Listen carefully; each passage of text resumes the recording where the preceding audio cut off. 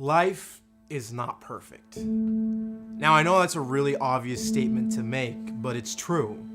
We live in an imperfect world with imperfect people and imperfect situations. But what we as believers often forget is that we walk through this imperfect life hand in hand with a perfect God. And the Bible has so many ways to describe this perfect God and his promises, but by far my favorite is in Hebrews 6:19, where it says that we have this hope as an anchor to our soul. Now think about an anchor for a minute, and I like to imagine that we all go through life on our own ship out at sea. We have days and even seasons where everything's going great. The sun's out shining, the weather's nice, the tide is low, it's smooth sailings ahead.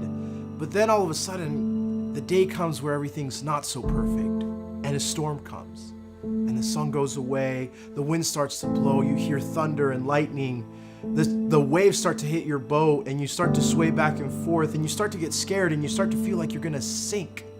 And it's usually when storms hit that we as believers most often forget who we're walking in this life with. When the storm hits, that's where our anchor falls and keeps us afloat. It doesn't matter how big the storm may seem. It doesn't matter how high the waves get. It doesn't matter what happens. We will not sink because our anchor has a firm hold on us.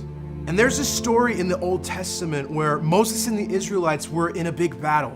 And it says that as the Israelites were fighting, Moses was up on a hill with his hands raised to heaven. And in Exodus 17:11, it says that whenever Moses had his hands raised, the Israelites would overcome. But anytime he would put them down, the enemy began to overcome.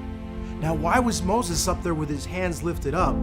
It was because he knew that their greatest weapon was not a sword. It wasn't the amount of people that he had fighting for them. It wasn't the strategy they had put into place. Their greatest weapon was worshiping the one who had already set them free. And life is not perfect. Some of you may be in storms right now. Some of you may have been in storms so long that you see no end in sight. Now, I don't know what your storm is. I don't know when or how it's gonna end, but what I do know is that God is in the storm with you right now, and he knows exactly when it's going to end. And in the midst of our storms, our pain, our suffering, our hurt, our greatest weapon is worship.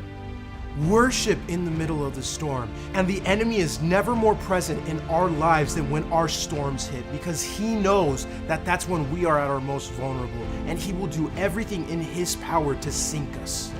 And if there's one thing the enemy hates, it's worship. Because worship reminds us of who we are, of who we serve, of who loves us, and who is for us. We worship because there is no greater weapon against the storm. We need to stop looking ahead and trying to find out where the storm's gonna end and start looking up towards the one who already set us free.